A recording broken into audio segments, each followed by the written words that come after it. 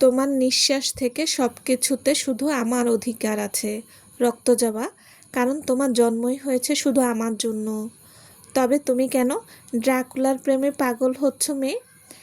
প্রেম, ভালোবাসা এসবের জায়গায় আমাদের মনে হিংস্রতা থাকে।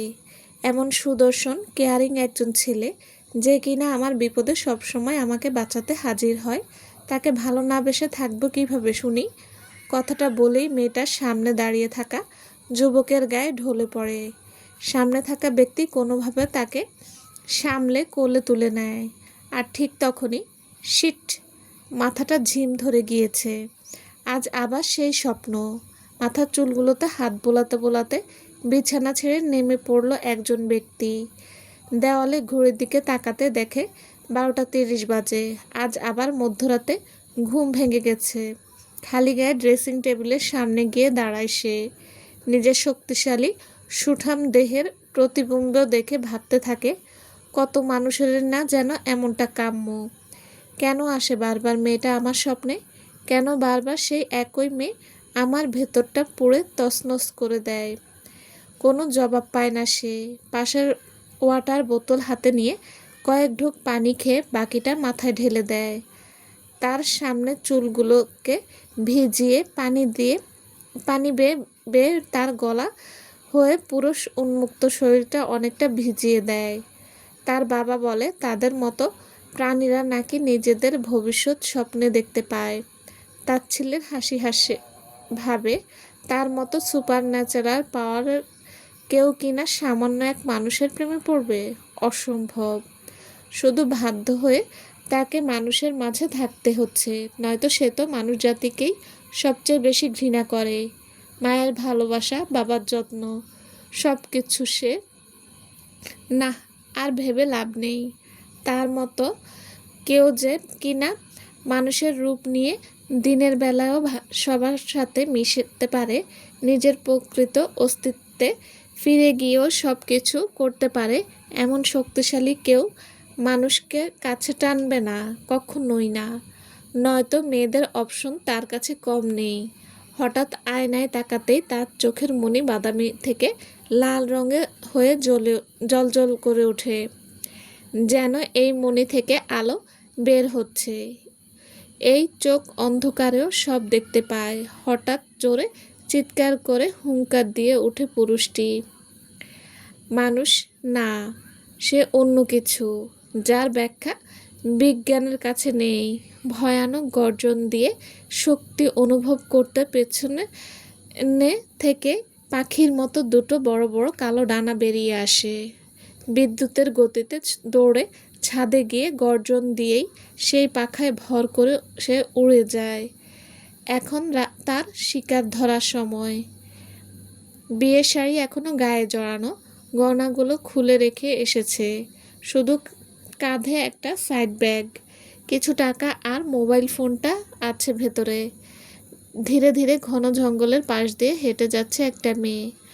এত রাতে কোনো একটা অল্প বয়সী মেয়েকে এভাবে দেখার কথা না। নাম তার ফেরিহা। এবার অনার্স প্রথম বর্ষের ছাত্রী। তার চোখে মুখে পরিষ্কার ক্লান্তির ছাপ। দেখে মনে হচ্ছে বিয়ের আসর থেকে পালানো মেয়ে। খুব মায়া জড়ানো আছে মেয়েটার চেহারায়। ফারিহা চলতে চলতে ভাবে, মানুষের জীবন কত অদ্ভুত, তাই না? কখন কে আপন থেকে পর হয়ে যায় বলাই যায় না। হঠাৎ ঢুকরে ভেতর থেকে কান্না আসে তার। তবে এখন কান্নাকাটি করার সময় নেই। দ্রুত খালার বাসায় পৌঁছতে হবে। এই দুনিয়ায় ওই একটা জায়গায় আছে ফেরিহার জন্য, যেখানে কেউ তার ক্ষতি করবে না, এটুকু বিশ্বাস রাখা যায়। এত রাতে বাস স্ট্যান্ড গিয়ে গাড়ি পাবে নাকি তা ফেরিহার অজানা। তবে সমস্যা বাধে তখন, যখন ফেরিহা দেখে রাস্তার পাশে বসে কিছু ছেলে আড্ডা দিচ্ছে। হালকা আলো জ্বালানো ছেলেগুলোর ওখানেই। এই রাতে নিশ্চয়ই ভদ্রগলের ছেলেরা এখানে থাকবে না। ফারিহা 7-5 না ভেবে পাশের জঙ্গলের ভেতর ঢুকে পড়ে। এখানে সোজা হাঁটলে নাকি শর্টকাট আছে বাস স্ট্যান্ড অবধি। গুগল ম্যাপ তো সেটাই বলল। যদিও এখন গুগল ভুলভাল রাস্তায় বলে বেশি। ফেরিহা হাঁটতে হাঁটতে ভাবে, এই জঙ্গল নিয়ে কত লোককথা প্রচলন আছে। একটু ভয়ও হয় তার। ফোনের ফ্ল্যাশ জ্বলিয়ে সে চলতে থাকে। হঠাৎ চারপাশটা নিঃশব্দে স্থির হয়ে যায়। গাছের পাতা ঘষার হালকা গজগজ আওয়াজ ছাড়া কিছুই শোনা যায় না। এত বড় বড় গাছপাতার ফাঁক দিয়ে আসা চাঁদের মৃদু আলোগুলো যেন খুব অসহায়, কোথাও ঠাঁই পাচ্ছে না। এমনিতে ভূত প্রেত এসবে তেমন একটা ভয় পায় না ফেরিহা। তার সবচেয়ে বেশি ভয় মানুষের। বর্তমানে মানুষেরাই এত হিংস্র আর বিশ্বাসঘাতক যে তার চেয়ে পশুদের ও ঢের ভালো মনে হয় তার। তার ২০ বছরের জীবনে সে অনেক কিছুই হতে দেখেছে। ফোনে ফ্ল্যাশ জ্বালিয়ে অল্প আলোতে এগুতে থাকে ফারিহা। দূরে কিছু শিয়ালের হুংকার শুনতে পাচ্ছে সে। এদের সামনে পড়লে শরীরের মাংস আর শরীরে থাকবে বলে মনে হচ্ছে না। তবে একটা মেয়ের কাছে তার ইজ্জত হারানোর চেয়ে মৃত্যু যন্ত্রণা সহ্য করা খুব সহজ। আল্লাহ, এবারের মতো বাঁচিয়ে দাও। সব রহস্যের সমাধান না করে আমি মরে গিয়েও শান্তি পাবো না। কল্পনা আর বাস্তবতার মাঝেই সব কিছু আমায় জানতে হবে। মনে মনে দোয়া ইউনুস পড়তে পড়তে ফেরিহা জঙ্গল পার হতে থাকে। তবে তখনই হঠাৎ ঘটে বিপদ। সামনে একসাথে কতগুলো শিয়াল এসে পড়ে। ভয়ানকভাবে আওয়াজ করে তারা ফারিহার দিকে এগোতে থাকে।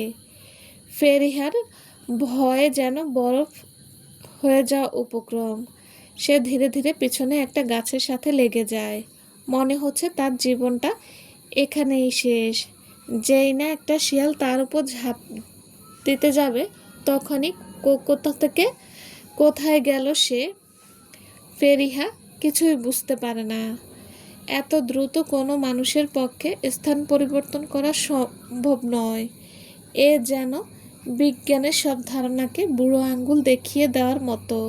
সে কি মানুষ ছিল নাকি অন্য কিছু? ফেরিহা জোরে জোরে নিঃশ্বাস নিতে থাকে। এত দ্রুত নড়ে গিয়ে বাতাসের চাপ সহ্য করতে তার কষ্ট হয়। মাথায় হাত দিয়ে রাস্তায় বসে পড়ে সে। মাথাটা বেশ ঝিম ধরে আছে। একটু আগে কি হলো বোঝার চেষ্টা করা যাক। ঠিকভাবে কিছু মনেও করতে পারছে না। শিয়ালগুলো হামলা করার আগ মুহূর্তে হঠাৎ এক বলিষ্ঠ দেহের কোনো পুরুষ কোথা থেকে যেন তার সামনে ঝাঁপিয়ে পড়ল আর খুব দ্রুত গতিতে তাকে সরিয়ে নিয়ে জঙ্গল পার হয়ে রাস্তায় নিয়ে আসে। অন্ধকারে তার নীল আলোয় জ্বলজ্বল করা অদ্ভুত দুটো চোখ দেখা গিয়েছে শুধু। এত দ্রুত আমাকে রেখে চলেও গেল। কে ছিল আর কী বা ছিল? কোনো জবাব পায় না ফেরিহা। কোনো মানুষের চোখ দিয়ে এমন অদ্ভুত আলো বের হতে সে কখনো দেখেনি। তবে তার শরীরে বা যতটুকু অবয়ব দেখা গিয়েছে তা তো মানুষের মতোই ছিল। এখন এত কিছু ভাবার সময় নেই তার। সব এমন সময় দূর থেকে গাড়ির আওয়াজ শুনতে পায়। কোনোভাবে নিজেকে সামলে উঠে তাড়াতাড়ি চলতে শুরু করে। যেভাবেই হোক গাড়িটা ধরতে হবে। শহরের একের পর এক মানুষের লাশ পাওয়া যাচ্ছে। কোনো অদ্ভুত প্রাণী যেন তাদের কামড়ে রক্ত চুষে নিয়েছে। রাতারাতি সারা শহরে বেশ আতঙ্ক ছড়িয়ে পড়েছে। টিভি অফ করে সোফায় গিয়ে বসে ফায়াজ আহমেদ। পেশায় একজন বিজনেসম্যান, পাশাপাশি অনলাইন ফুড শপের একটা ছোট বিজনেস আছে। 50 ছুঁই ছুঁই মনে হচ্ছে তার বয়সটা। এসব নিউজ গত 1 মাস ধরে দেখে সে অভ্যস্ত। কি শুরু হলো দেশটায়? এসব থামবে কখন? কি করতে পারি আমি? কিছুটা হতাশ হয়ে সে আরও বলে ওঠে, আমার ছেলেটা এসবে জড়িত নয় তো? যদিও না হয় তবে কে? এত বছর ধরে চলে আসা নিয়ম ভাঙার সাহস কার হলো? এ একবার ওই দিকটায় যেতেই হবে আমার। রাজধানীর সুবিশাল এক বিল্ডিং, 7 তলা বিল্ডিংয়ের 5 তলার একটা ফ্ল্যাটে সবগুলো লাইট জ্বালানো, যেন কারো জন্য অপেক্ষা করছে ঘরের সবাই। 5 তলা ফ্ল্যাটের বারান্দায় হাঁটাহাঁটি করছিল মিসেস সোহানা বেগম। একটু আগে ছেলের ফোন এসেছিল ফেরিহাকে কি পেয়ে গিয়েছে। কখন ফিরবে এসব ভাবতে ভাবতে হঠাৎ কলিং বেল বেজে উঠল। সোহানা যাওয়ার আগেই তার মেয়ে নীরা দৌড়ে গিয়ে দরজা খুলে দেয়। চোখে মুখে ক্লান্তি নিয়ে দাঁড়িয়ে আছে ফেরিহা, পাশে নীরব। ফেরিহাকে খুঁজে নিয়ে আসতে বেশি একটা সমস্যা হয়নি নীরবের। ফেরি, তুই ঠিক আছিস? আমি এখনো বিশ্বাস করতে পারছি না তুই কাজটা করে দেখিয়েছিস। কথাটা বলে নীরা ফেরিহাকে জড়িয়ে ধরে। দুজনের সমবয়সী, একই সাথে পড়াশোনা করে। মিসেস সোহানা সম্পর্কে ফেরিহার খালা। আর নীরা নীরা হলো ওর খালাতো আর নীরব হলো ওর খালাতো ভাই বোন। নীরব পাশ কাটিয়ে ভেতরে ঢুকে বলে ওঠে, এই যে মা, তোমার আরেক মেয়েকে নিয়ে এসেছি। ভাগ্য ভালো আমার গায়ের সামনে এসে পড়েছিল। কিছু খেতে দাও ওকে, বলে নিজের রুমে চলে যায় নীরব। বয়সে ওদের থেকে ও অনেকটা বড়, একজন আর্কিটেকচার ইঞ্জিনিয়ার। ওপরে তেমন প্রকাশ না করলেও ভেতরে ভেতরে সে খুব খুশি হয়েছে। ফেরিহা এত বড় একটা কাজ করে দেখাতে পেরেছে, সেটা এখনো বিশ্বাস হচ্ছে না নীরবের। তবে নিজের মনের ভেতরের অনুভূতিগুলোকে লুকিয়ে রাখতে সে জানে। আর কতক্ষণ জড়িয়ে ধরে থাকবি? ভেতরে আয়, মেয়েটা ক্লান্ত খুব। সোহানার কথায় নীরা ফেরিহাকে ছেড়ে দেয়, হাত ধরে ভেতরে রুমে নিয়ে যায়। তারপর শুরু করে এটা ওটা জিজ্ঞেস করার। সে কোনো বাড়ি থেকে পালিয়েছে, কিভাবে কি, হঠাৎ সব কিছু। শেষে ফেরিহা নীরার মুখ চেপে ধরে বলে ওঠে, বোন আমার, তো দোহাই লাগে, একটু থাম। এত তাড়াহুড়োর কিছু নেই, কাল তোকে সব কিছু খুলে বলবো। এখন অনেক রাত, একটু ঘুমাতে দে আমায়। নীরাও আর কথা বাড়ায় না। এখন থেকে তো ফেরিহা এখানেই থাকবে, অনেক সময় পাওয়া যাবে সবটা জানার। এখন মেয়েটাকে একটু ছাড়া যাক। তবে প্রমিস কর কাল সব বলবি। আচ্ছা বলবো, উত্তর দিয়ে ফেরিহা ওয়াশরুমে চলে যায়। এখন একটা লম্বা শাওয়ার নিয়ে বের হওয়াটাই আগে জরুরি। অতঃপর খেয়ে একটা লম্বা ঘুম দেবে। কাল থেকে টিকে থাকার নতুন লড়াই শুরু। সকালে হালকা শীতল আবহাওয়ায় ঘুম ভাঙে ফারদিনের। বিছানা ছেড়ে উঠে জানালার পর্দাগুলো সরিয়ে দেয়। সূর্যের আলো এসে পড়তে থাকে তার ফর্সা মুখটায়। মাথার চুলগুলো খুব উস্কো খুস্কো হয়ে আছে। আস্তে আস্তে চোখ মেলে তাকায় সূর্যের দিকে। অনেকক্ষণ তাকিয়ে থাকতেই যেন চোখটা জ্বল জ্বল করে ওঠে। দুদিন পর শহরের নামকরা বিশ্ববিদ্যালয়ে একটা প্রোগ্রাম আছে, সেখানে প্রধান অতিথি হিসেবে তাকে যেতে হবে। সেটাই ভেবে মুখটায় বিরক্তির মেখে রুম থেকে বেরিয়ে নিচতলায় যায় ফারদিন। একটা রুমের সামনে বড় কার্ড ঝুলানো, উপরে রঙিন অক্ষরে লেখা ডোন্ট ডিস্টার্ব। কাজের সময় কেউ বিরক্ত করলে সেটা ফারদিনের একদম পছন্দ না। হাতে থাকা টি শার্টটা গায়ে জড়াতে জড়াতে সে রুমে গিয়ে দরজা লাগিয়ে দেয়। একটা ছোট বদ্ধ রুম, চারপাশে অনেকগুলো আটকানো ছবি, ক্যানভাস, রং তুলি ছড়িয়ে ছিটিয়ে আছে। দেখেই বোঝা যাচ্ছে কোনো শিল্পী তার রং তুলির ছোঁয়া জাদু এখানকার দেখায়। ফারদিনের চোখ পড়ে একটা অসম্পূর্ণ ছবির দিকে। মোটা মোটা অক্ষরে ছবির উপর আর্ট বাই ফারদিন লেখা। সেই অসম্পূর্ণ ছবি দেখে ফারদিন বলে ওঠে, না চাইতেও কোনো রং তুলিতে ফুটিয়ে তুলতে চাই তোমার চেহারাটা। কেন আসো তুমি আমার কল্পনায় বারবার? কেন তোমার চেহারাটা পরিষ্কারভাবে কল্পনায় আনতে পারি না আমি? আমার সব শক্তি, জাদু যেন তুচ্ছ তোমার কাছে। ফারদিন ভাবে গত রাতের মেয়েটার কথা, ভালোভাবে তার দিকে তাকায়নি সে, তবে কিছুটা মিলে মেয়েটার চেহারার সাথে। আমি তো মানুষ ঘৃণা করি, তবে কেন কেউ বিপদে পড়লে আমি সব সময় বাঁচাতে চলে যাই? এমন হলে তো নিজের ভ্যাম্পায়ার শক্তির কথা আমি গোপন রাখতে পারবো না। তবে কত প্রশ্ন জমে আছে আমার মনে, এসব না জেনে নিজের রাজ্যেও যেতে পারছি না আমি। মাথায় হাত দিয়ে দাঁড়িয়ে থাকে ফারদিন নিয়াজ খান, দেশের নামকরা একজন আর্টিস্ট, তরুণ প্রজন্মের কাছে বেশ পরিচিত একটা মুখ। তার লুক, অ্যাটিটিউড, রহস্যে ঘেরা জীবন, সব কিছুর জন্য সে প্রায়ই হেডলাইনে চলে আসে। আবার হঠাৎ গোপনে সবার থেকে দূরেও সরে যায়। বিভিন্ন প্রোগ্রামের প্রধান অতিথি হয়ে ও সে যায়। হুটহাট এমন জনপ্রিয়তা, তার জন্য কিছু মানুষের পাগলামি, এসব ফারদিনের একদমই ভালো লাগে না। তবে কি আর করার, বাবার কথা মতো মানুষদের সাথে মিশতে, তাদের মাঝে থাকার চেষ্টায় ফারদিনকে চালিয়ে যেতে হয়। আর ছবি আঁকাটা তার নেশা। তবে ফারদিনের চিন্তা অন্যটা, কবে সে তার যোগ্য জায়গায় ফিরে যাবে। ভীতুর মতো তার বাবা ফায়াজ আহমেদ তাকে সব কিছু থেকে দূরে রাখছে, সেটা তার বোধগম্য হয় না। তার মতো শক্তিশালী ভ্যাম্পায়ার, যে কিনা মানুষ বা ভ্যাম্পায়ার উভয়ের রূপ নিয়ে সমান শক্তি অধিকারী, তাকে কেন এত ভয় পেতে হবে? একজন ভ্যাম্পায়ার হয়েও যেন সে কোনো মায়াজালে আটকে আছে।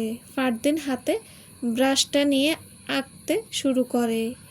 এই একটা কাজই তাকে শান্তি দেয়। তবে আজকের ছবিটা একটি স্মৃতি বহন করে। বলা হয়ে থাকে বড় বড় শিল্পীদের একটা আর্ট তাদের জীবনের একটা ঘটনা বর্ণনা করে। তাদের ছবিতে শুধু রং থাকে না, সাথে সাথে থাকে অনেকটা ইমোশন। মেয়েটা পালিয়ে গেল কিভাবে? শান্ত গলায় বলে উঠল আফাজ। তার একমাত্র ছেলে জোহানের সাথে বিয়ে ঠিক হয়েছিল ফেরিহার। এই বিয়ে শর্ত বাবদ গুনে গুনে 10 লক্ষ টাকা দেওয়া হয়েছিল ফেরিহার বাবাকে। ফেরিহার বাবা কাঁপা কাঁপা গলায় বলে, মানে শেষ সময় ও এভাবে পালিয়ে যাবে ভাবতে পারিনি। রাগে চোয়াল শক্ত হয়ে যায় আফাজের। উঠে বেরিয়ে যায় এই বাড়িটা থেকে। সব প্ল্যান ব্যস্ত গেল। যেভাবেই হোক মেয়েটাকে খুঁজে বের করতে হবে। ফেন্সিল্যান্ড পৃথিবীর বুকে লুকানো এক রহস্যময় জাদুর রাজ্য, যেখানে বাস রয়েছে সকল ভ্যাম্পায়ারের, সব মানুষদের থেকে লুকানো সেই রাজ্য। এই রাজ্যের অনেক নিয়মকানুন আছে। রয়েছে রাজা ও রাজ পরিবার, তাদের বানানো নিয়মের সবাইকে চলতে হয়। যেমন রাজ পরিবার ছাড়া কেউ এই রাজ্যের বাইরে যেতে পারবে না। নিজের শক্তি ব্যবহার করে কোনো মানুষের ক্ষতি করতে পারবে না। পশু পাখি বা অন্য প্রাণীর রক্ত খেয়ে বেঁচে থাকতে হবে তাদের। এখানকার মেয়েরা দেখতে হয় অপূর্ব সুন্দরী, লম্বা লম্বা কেশ, দুধে আলতা গায়ের রং, আর টানা টানা চোখ। দেখে কোনো পুরুষ মানুষ প্রথম দেখাতেই প্রেমে পড়ে যেতে বাধ্য। এর জন্য মেয়েদের রাজ্য থেকে বের না হওয়ার ক্ষেত্রে আরও কঠিন নিয়ম, আরও নানান বিষয়। তবে ইদানিং রাজ্যে নানান বিশৃঙ্খলা দেখা দিয়েছে। ভ্যাম্পায়ারদের মধ্যে জাতিগত কিছু ভাগ আছে। রাজপরিবার সহ কিছু ভ্যাম্পায়ার আছে যারা সূর্যের আলোতে মানুষের রূপ নিয়ে থাকতে পারে। তবে আরেক জাতি সেটা পারে না। শুধু রাতের অন্ধকারে তাদের অস্তিত্ব। সূর্যের আলো গায়ে পড়লেই পুড়ে ছাই হয়ে যায় তাদের শরীর। তবে একটা জিনিস সবার মধ্যেই খুব মিল, সবাই মানুষ অপছন্দ করে। তবে সব জাতের সবাই তাদের রাজ পরিবারকে যথেষ্ট মেনে চলতে বাধ্য। রাজ পরিবার তাদের রক্তের বিশুদ্ধতা রক্ষা করতে তাদের রাজমাতা এক নিয়ম করে রেখে গেছে। এই পরিবার কেউ অন্য জাতির কোনো ভ্যাম্পায়ারকে বিয়ে করতে পারবে না। তবে এটাই যে একসময় দুর্যোগ বয়ে এনেছিল তাদের পরিবারে। ফেন্সিল্যান্ডের একটা বড় রাজপ্রাসাদ, সেখানে এক রুমে জানালার সামনে বেশ চিন্তিত মুখে দাঁড়িয়ে আছে এক বয়স্ক নারী। বয়স প্রায় 150 বছর, তবে দেখে 60-এর বেশি মনে হবে না। ভ্যাম্পায়াররা অনেক বছর বাঁচতে পারে। সে বেশ চিন্তিত মুখে বলে ওঠে, অতঃপর তাদের করা ওয়াদা অবশ্যই পূরণ হবে। কিসের ওয়াদা মা? নিজের মেয়ের আগমনে হাতে থাকা ঐতিহাসিক বইটা পড়া বন্ধ করে রেখে দেন রাজমাতা হিররাম। মেয়ে দিয়া কাছে এসে বসে। বইটার দিকে চোখ পড়তে দিয়া বলে ওঠে, কি এমন ইতিহাস লুকিয়ে আছে এই বইটাতে যে তুমি সবসময় এত যত্ন করে লুকিয়ে রাখো? শুধু ইতিহাস না, সাথে ভবিষ্যৎবাণীও। তাদের করা ওয়াদা পূরণ করতেও আসবেই। খুব আগ্রহ নিয়ে দিয়া প্রশ্ন করলো, কে আসবে মা? আর সে আসলে কি হবে? ধ্বংস, অতঃপর সৃষ্টি। আমি কিছু বুঝতে পারছি না। তুমি সবসময় এই বিষয়ে কিছু জিজ্ঞেস করলে হয় এড়িয়ে যাও, নয়তো রহস্য ভরা কোনো পুকুরে ডুবিয়ে দাও। রাজমাতা হিররাম আর কোনো উত্তর দেয় না। এসব বিষয় যত গোপন থাকবে ততই ভালো। তবুও এই ফিনসিল্যান্ড রাজ্যের ভ্যাম্পায়ারদের মধ্যে কিছু লোক সেসব সম্পর্কে জেনে গিয়েছে, বিশেষ করে বাদুর রূপ নিয়ে থাকা ভ্যাম্পায়ারদের অন্য জাতের লোকেরা, যারা সূর্যের আলো সহ্য করতে পারে না। তাদের মাঝে কেউ একজন এই বইটার দ্বিতীয় খণ্ড চুরি করে ফেলেছে, নয়তো ঠিক সময় থাকতে দি পাওয়ার অফ এম্পায়ারকে খুঁজে পাওয়া যেত। রাজমাতা কিছু না বলে রুম থেকে বেরিয়ে যান। চলবে। আসসালামু আলাইকুম। গল্পটা কেমন লেগেছে প্লিজ প্লিজ জানাবেন। আর হ্যাঁ, অবশ্যই লাইক কমেন্ট করতে ভুলবেন না। আর যারা এখনও আমার চ্যানেল সাবস্ক্রাইব করেননি তাদের বলছি, প্লিজ প্লিজ গল্প পড়ে এমনিতেই চলে যাবেন না, সাবস্ক্রাইব করে দেবেন আমার চ্যানেলটা, সাথে থাকবেন আশা করি। সবাই ভালো থাকবেন। আল্লাহ হাফেজ।